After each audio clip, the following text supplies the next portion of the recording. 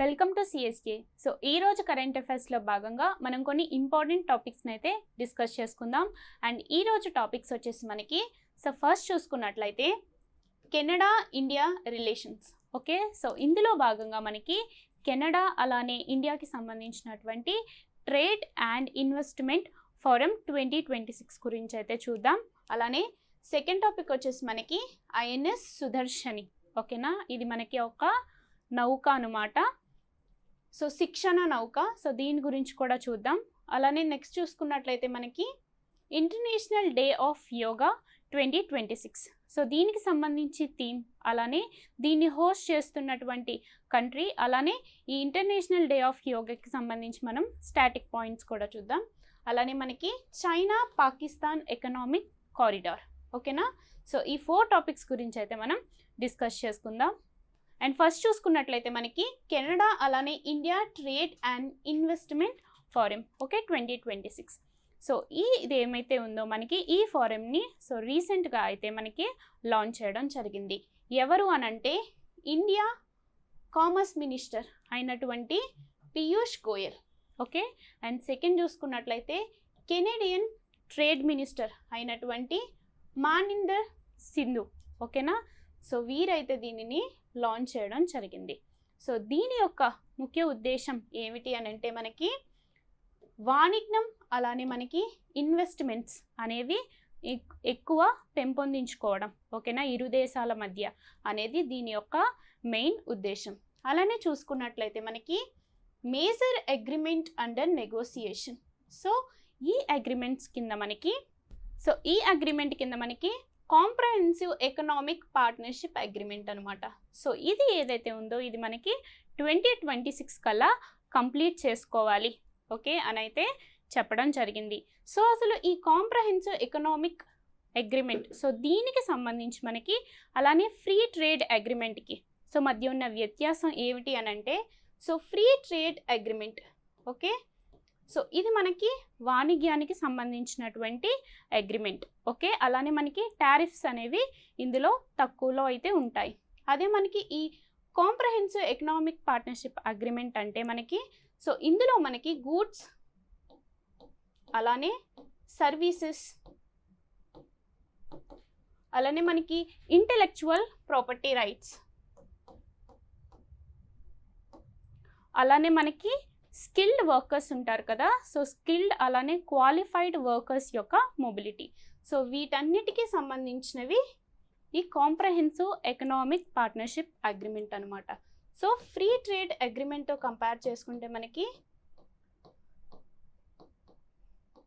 ఈ comprehensive economic partnership agreement అనేది ఎక్కువ ఇంపాక్ట్ అయితే చేస్తుంది ట్రేడ్ రిలేషన్స్ని. అండ్ నెక్స్ట్ చూసుకున్నట్లయితే మనకి 2025లో మనకి ట్రేడ్ అనేది $13.6 బిలియన్ అయితే ఉండడం జరిగింది ఇండియాకి అలానే కెనడాకి మధ్య. బట్ టార్గెట్ వచ్చేసి 2030 కల్లా మనకి $70 బిలియన్ వరకు కూడా టార్గెట్ అయితే ఇచ్చారు. త్రూ మనకి ఈ ట్రేడ్ అండ్ ఇన్వెస్ట్మెంట్ ఫోరం 2026లోని.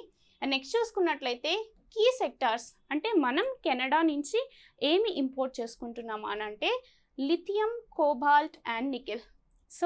ఇవన్నీ కూడా మనకి రెన్యూబుల్ సెక్టార్లోని, ఓకేనా, ఈ రెన్యూబుల్ ఎనర్జీ క్లీన్ ఎనర్జీ సెక్టార్లోని, అలానే మనకి ఎలక్ట్రిక్ వెహికల్స్ ఉన్నాయి కదా, వీటిలో కూడా మనకి ఇవి ప్రధాన పాత్ర అయితే పోషిస్తాయి. వీటిని మనం కెనడా నుంచి అయితే ఇంపోర్ట్ చేసుకోవడం జరుగుతుంది. ఇవే మనకి క్రిటికల్ మినరల్స్ అనమాట. అండ్ నెక్స్ట్ చూసుకున్నట్లయితే మేజర్ అగ్రికల్చర్ ఇంపోర్ట్స్. అగ్రికల్చర్ వచ్చేటప్పటికి మనకి పొటాష్ ఫెర్టిలైజర్, ఓకేనా, దీన్ని అయితే మనం కెనడా నుంచి ఇంపోర్ట్ అయితే చేసుకుంటున్నాం. అండ్ నెక్స్ట్ చూసుకున్నట్లయితే ఏ టెక్నాలజీస్ మీద ఫోకస్ చేయడం జరిగింది అని అంటే ఆర్టిఫిషియల్ ఇంటెలిజెన్స్. నెక్స్ట్ చూసుకున్నట్లయితే అడ్వాన్స్డ్ మ్యానుఫ్యాక్చరింగ్ అలానే మనకి డిజిటల్ టెక్నాలజీస్. ఇవేవైతే ఉన్నాయో ఇవి మనకి మెయిన్ ఫోకస్ ఒకే ఏరియాలో ఉన్నటువంటి టెక్నాలజీస్ అనమాట. ఈ కెనడా అలానే ఇండియా ట్రేడ్ ఇన్వెస్ట్మెంట్ ఫోరం 2026లో భాగంగా ఇవి మనకి కీ హైలైట్ పాయింట్స్. అలానే మనం సెకండ్ టాపిక్ చూసుకున్నట్లయితే ఐఎన్ఎస్ సుదర్శని. ఓకేనా, ఇది మనకి ఏంటి ఇండియా యొక్క సెయిల్ ట్రైనింగ్ షిప్. ఓకేనా, సో ఇది మనకి ఒక ట్రైనింగ్ షిప్ అనమాట. అండ్ నెక్స్ట్ చూసుకున్నట్లయితే INS Sudarshini successfully completed its first ever trans Atlantic crossing. ఓకేనా, సో ఈ అట్లాంటిక్ మహాసముద్రం ఉంది కదా, సో దీన్ని క్రాస్ చేసినటువంటి నౌక మనకి ఇది ఐఎన్ఎస్ సుదర్శని అనమాట. సో ఈ ఐఎన్ఎస్ సుదర్శని అనేది మనకి ఫస్ట్ టైం ఈ అట్లాంటిక్ని అయితే క్రాస్ చేయడం జరిగింది. సో దీనికన్నా ముందు మనకి 2007లోని ఐఎన్ఎస్ తరంగిణి. ఓకేనా, సో ఇది కూడా క్రాస్ చేయడం అయితే జరిగింది. నెక్స్ట్ చూసుకున్నట్లయితే మనకి అండర్ లోకయాన్ 26 ఎక్స్పెడిషన్, అంటే ఈ లోకయాన్ 26 దీంట్లో భాగంగా మనకి ఇదైతే ఈ అట్లాంటిక్ ఏదైతే ఉందో సో దీన్ని అయితే క్రాస్ చేయడం జరిగింది మనకి ఐఎన్ఎస్ సుదర్శని. సో ఇది మనకి అరైవ్డ్ ఎట్ ద యాంటిగ్వా అలానే మనకి బార్బుదా. సో ఇది మనకి కెరేబియన్ ఐలాండ్స్లో ఉన్నటువంటి ఐలాండ్స్ అనమాట. ఇక్కడికైతే ఇది రీచ్ కావడం జరిగింది. సో అలానే ఎక్కడ మనకి ఇది సైలింగ్ ఫ్రమ్ కేప్ వేడే, ఇది మనకి నియర్ ఆఫ్రికా దగ్గర అయితే ఉండడం జరుగుతుంది. అండ్ నెక్స్ట్ చూసుకున్నట్లయితే మనకి ఈ ట్రాన్స్ అట్లాంటిక్ వాయేజ్. ఓకేనా, సో దీనికి సంబంధించి రూట్ వచ్చేసి మనకి సో ఏంటి మనకి మిండేలో. ఓకే, ఇది మనకి కేప్ వేడే, ఇది మనకి నియర్ ఆఫ్రికా దగ్గర అయితే కనిపిస్తుంది. అలానే యాంటిగా, ఇది మనకి కెరేబియన్ ఐలాండ్స్. ఓకేనా, సో అట్లాంటిక్ నుంచి మనకి కెరేబియన్ సీ ఉంటుంది కదా, in between Caribbean islands, so ఆ ఏరియాలో కనిపిస్తుంది మనకి ఈ యాంటిగువా. సో దీని యొక్క డ్యూరేషన్ చూసుకున్నట్లయితే మనకి 19 days అయితే తీసుకోవడం జరిగింది. ఓకే, అండ్ నెక్స్ట్ చూసుకున్నట్లయితే entirely under SAIL power. So ఇది అంటే బిఫోర్ మనం పిక్చర్లో గమనిస్తే ఇది కంప్లీట్గా ఓకే ఇవి ఏవైతే ఉన్నాయో సో ఓన్లీ గాలి సహాయంతో మాత్రమే ముందుకి వెళ్తుందనమాట. వీటిని మనం తెరచాపలు అంటాం కదా, సో ఇవి ఓన్లీ గాలి ప్రభావంతో మాత్రమే ముందుకు వెళ్తాయి.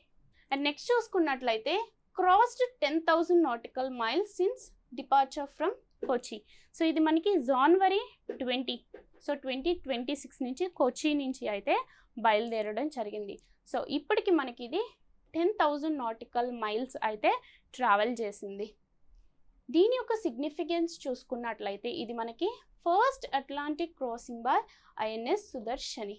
ఓకేనా, ఇది మనకి ఐఎన్ఎస్ సుదర్శని మనకి అట్లాంటిక్ని క్రాస్ చేసినటువంటి సో ఫస్ట్ టైం అయితే ఇది క్రాస్ చేయడం జరిగింది. అండ్ ప్రీవియస్ రికార్డ్స్ చూసుకున్నట్లయితే మనకి ఐఎన్ఎస్ తరంగిణి. ఓకే, సో 2007లో అయితే ఇది కూడా క్రాస్ చేయడం జరిగింది. సో సెకండ్ టైం మనకి ఈ ఐఎన్ఎస్ సుదర్శని. అండ్ నెక్స్ట్ చూసుకున్నట్లయితే ఈ లోక్యాన్ 26 ఓకే ఈ సముద్ర యాత్ర. సో దీనికి సంబంధించి మనకి డ్యూరేషన్ వచ్చేసి 10 months. Okay, 10 months duration. And next 22,000+ nautical miles డిస్టెన్స్ని అయితే కవర్ చేయాలి. దీనిలో భాగంగా లోక్యాన్ 26లో భాగంగా. అండ్ టోటల్ 13 countries అయితే కవర్ చేయాలి. అలానే మనకి 18 portsని అయితే విజిట్ చేయాలి. సో దీని యొక్క మెయిన్ ఆబ్జెక్టివ్ వచ్చేసి మనకి maritime diplomacy, blue water capability, అంటే సుదూర ప్రాంతంలో ఉన్న సో సముద్రాలలో కూడా మన క్యాపబిలిటీని చాటుకోవడం. అండ్ దీనివల్ల ఎంతమంది ట్రైనీస్ అనేవాళ్ళు బెనిఫిట్ అవుతున్నారు అని అంటే మనకి 200+ నావీ కోస్ట్ గార్డ్ క్యాడెట్స్. అంటే ఏంటి, ఈ నావికాదళం అలానే కోస్ట్ గార్డ్స్ ఉంటారు కదా, సో ఫ్యూచర్లోని మనకి జాయిన్ అయినటువంటి విద్యార్థులు ఉంటారు చూడండి, సో వాళ్ళకైతే దీని ద్వారా ట్రైనింగ్ ప్రొవైడ్ చేయడం అయితే జరుగుతుంది. అలానే దీని యొక్క మెయిన్ ఆబ్జెక్టివ్స్ చూసుకున్నట్లయితే మనకి బ్లూ వాటర్ నావల్ క్యాపబిలిటీ. ఓకేనా, అంటే సుదూరంలో ఉన్నటువంటి సముద్రాలలో కూడా మన భారతదేశం యొక్క సో ఈ నావికాదళ నైపుణ్యాలను చూపించుకోవడం. And next promote maritime diplomacy, అంటే చూడండి త్రూ 13 countries 18 portsని అయితే విజిట్ చేయడం జరుగుతుంది. సో ఇన్నిటిని విజిట్ చేయడం అనేది డిప్లొమసీలో ఒక భాగం కింద అయితే చెప్పుకోవచ్చు. And provide practical seamanship training to cadets, అంటే ఫ్యూచర్లో జాయిన్ అయ్యేటటువంటి సో ఫ్యూచర్లో ఎవరైతే జాయిన్ అవ్వాలనుకుంటారో సో వాళ్ళకైతే ట్రైనింగ్ అనేది ప్రొవైడ్ చేస్తుంది ఈ ఐఎన్ఎస్ సుదర్శని. అలానే ఈ ఐఎన్ఎస్ సుదర్శని గురించి ఓకే స్టాటిక్ ఓరియంటెడ్ చూసుకుంటే మనకి ఇది 3 masted sail ట్రైనింగ్ షిప్. అంటే ఈ పిక్చర్లో కనిపిస్తున్నటువంటి సో 3 స్తంభాలు ఉన్నాయి కదా ఎత్తుగా తెరచాపలు. సో దీన్నే ఏమంటాం మనం, దీన్నే మనము 3 masted sail ట్రైనింగ్ షిప్ అని అయితే మనం అంటాం. అలానే దీని యొక్క rich type, so rich type అంటే దాని యొక్క నమూనా అనేది ఓకేనా ఎలా ఉంది అంటే మనకి బార్క్యూ రింగ్ టైప్ అయితే నమూనా ఉండడం జరుగుతుంది. అలానే సిస్టర్ షిప్ ఐఎన్ఎస్ తరంగిణి ఓకేనా, ఈ ఐఎన్ఎస్ తరంగిణి బేస్ చేసుకునే మనకి దీన్ని అయితే బిల్డ్ చేయడం జరిగింది. సో దీని యొక్క డిజైనర్ వచ్చేటప్పటికి మనకి కోలిన్ మురీ ఓకేనా. సో ఈయన మనకి బ్రిటిష్కి సంబంధించినటువంటి సో దీన్ని ఓకే దీని యొక్క డిజైనర్. అండ్ నెక్స్ట్ బిల్డర్ చూసుకున్నట్లయితే మనకి ఇది Goa shipyard limited. So వీరైతే దీన్ని నిర్మించడం జరిగింది. సో ఇది మనకి జనవరి 2012ని అయితే మన నావికా దళంలోకి అయితే చేరింది. అలానే దీని యొక్క హోమ్ పోర్ట్ చూసుకున్నట్లయితే ఇది మనకి కొచ్చి అనమాట. అలానే మనకి కమాండ్ ఏంటి, southern naval command okay. So అలానే మనం థర్డ్ టాపిక్ చూసుకున్నట్లయితే international day of yoga okay 2026. So every year మనం జూన్ 21న అయితే మనము యోగా డే సెలబ్రేట్ చేసుకుంటున్నాం. సో ఈ ఇయర్ జరగబోయేటువంటి యోగా డేకి ఎవరు అధ్యక్షత వహిస్తున్నారు, సో ప్లేస్ ఎక్కడ అనేది అయితే అనౌన్స్ చేయడం జరిగింది. సో దానికి సంబంధించి ఈ టాపిక్ అయితే మనకి న్యూస్లో కనిపిస్తుంది. సో ఇది మనకి 12th international day of yoga ఓకేనా. అలానే మనకి Kolkata has been selected the host city for the main national celebration in India. So అంటే మన ఇండియా హోస్ట్ చేయడం జరుగుతుంది 12th ఇంటర్నేషనల్ డే ఆఫ్ యోగాని. సో దీన్ని ఎక్కడ హోస్ట్ చేస్తున్నారు అని అంటే మనకి కోల్కతాలోని.